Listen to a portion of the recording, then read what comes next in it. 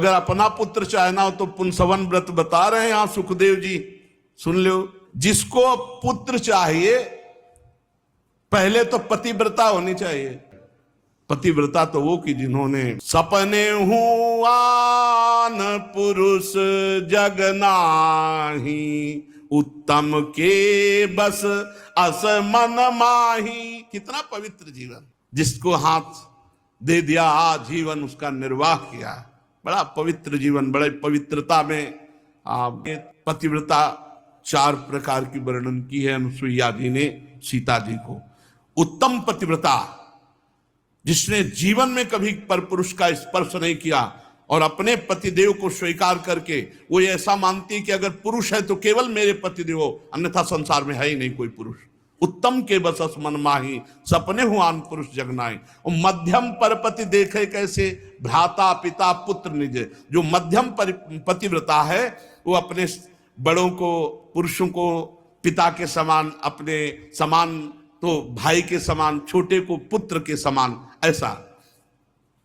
और धर्म विचार समुझ कुल राही, हमारा धर्म है पतिव्रता, अपने पति की आराधना करना, इसलिए किसी पुरुष की तरफ देखना नहीं है। उसकी दृष्टि में दूसरे पुरुष हैं पर देखना नहीं, क्योंकि हम पतिव्रता है, हमारा धर्म। और चौथी, बिनु अवसर भयते राह जोई, ऐसा अवसर नहीं मिला और भयभीत होकर पातिव्रत धर्म का निर्वाह कर लिया। ये 4 प्रकार की पतिव्रता कही गई। वो चारों बंदनीय है, चारों बंदनीय है, पर जो आजीवन पवित्रता का निर्वाह, वो चाहे पति हो, पति एक पत्नी हो, और ऐसे पतिव्रता एक पतिव्रत, तो बहुत महान जीवन होता। उनकी जो संतानें होती बड़ी दिव्य होती।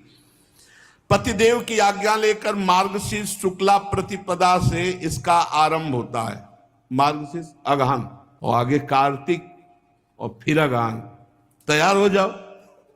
शुक्ल पक्ष प्रतिपदा से इसका प्रारंभ होता है और जिस दिन प्रारंभ हो उस दिन मरुदगणों की कथा सुने और फिर प्रतिदिन सवेरे दातून से ही करे, पेस्ट से न करे, मंजन न करे, दातून से। श्वेत वस्त्र धारण करे, कोई स्वर्ण आभूषण न पहने। प्रातः काल भगवान श्री हरि की पूजा जब तक ना कर ले तब तक पानी न पिए और भगवान से भी पूजा करने के बाद प्रार्थना करे कि हे प्रभु पूर्ण काम, आपको किसी से कुछ लेना देना नहीं है, समस्त विभूतियों के स्वामी, सकल सिद्धियों के स्वामी, आपको बार बार नमस्कार।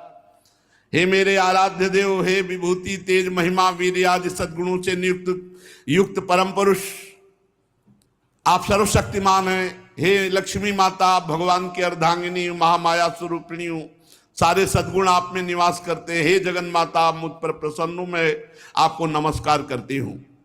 लक्ष्मी जी और भगवान श्री हरि की आराधना करें और इसके बाद ओम नमो भगवते महापुरुषाय महानुभावाय महाविभूति पतये सा महाविभूति भीर बली मुपहराणी,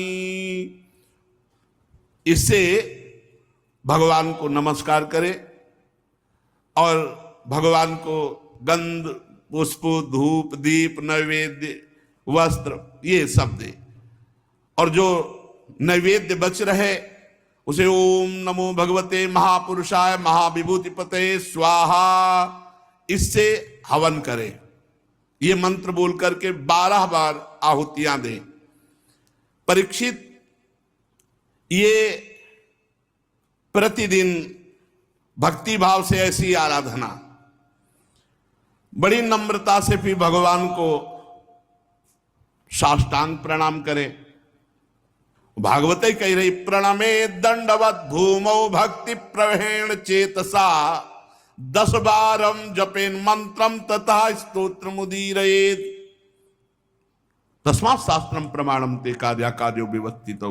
भगवान श्री कृष्ण द्वैपायन व्यासदेव जी लेखक हैं और परमहंस शिरोमणि श्री सुखदेव जी बोल रहे प्रणमे दंडवत भूमौ भक्ति प्रवेण चेतसा 10 बारम जपेन मंत्रम तथा स्तोत्र मुदीरयेत।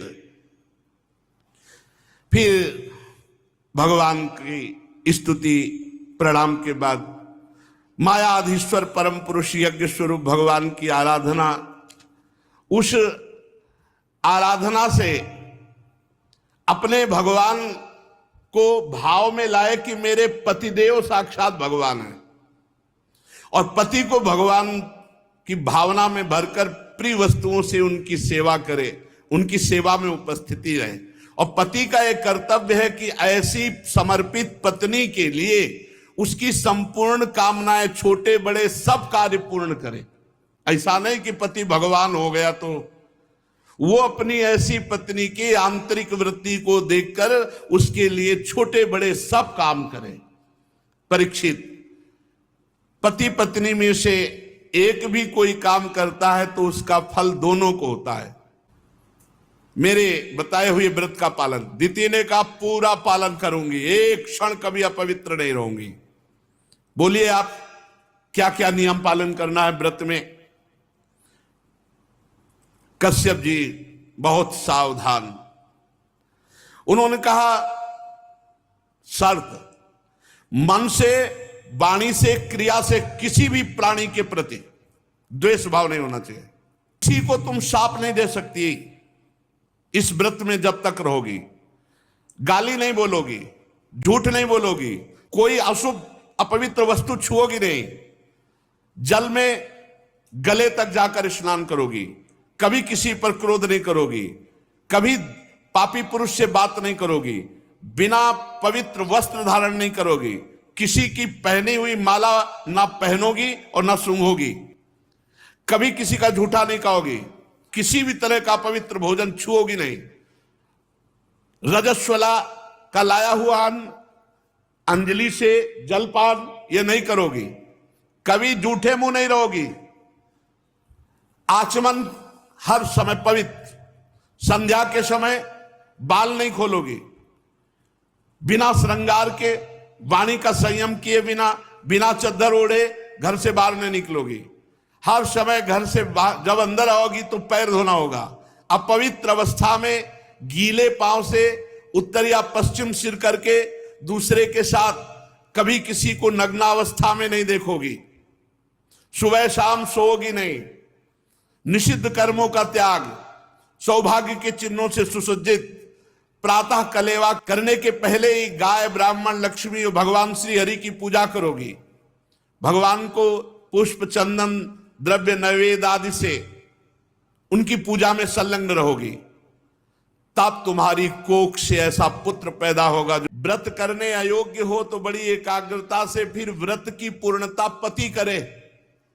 जब मासिक धर्म से युक्त हो जाए पत्नी तो इस व्रत का, चूंकि पुंसन व्रत 1 वर्ष का है, तो फिर पति करे।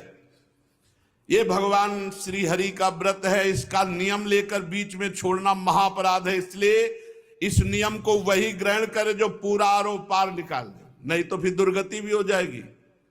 प्रतिदिन माला, चंदन, नैवेद्य, आभूषण से श्री हरि की पूजा करे, ब्रह्म ऋषियों की पूजा करे और भगवान की स्तुति, इस तरह 12 महीने तक पूरे साल भर इस व्रत को रहे।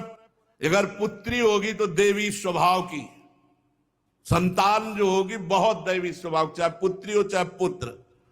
जो कहते हैं हमारे लड़का नहीं होता, हमारे पुत्र नहीं होता, संतान रहो ना 1 वर्ष व्रत, नियम संयम से रहो, साल भर व्रत रहो, जिनको चाहिए संतान हवन कर दे, ऐसे हो जाएगा। नियम संयम से रहो। जो ऐसे नियम संयम से रहता है 1 साल पुंसवन व्रत, तो इस पुंसवन व्रत का रहने वाला जो चाहे धन, संपत्ति, पत्नी, पुत्र, भगवान की कृपा से कुछ दुर्लभ नहीं, हरि प्रसाद कछु दुर्लभ नहीं,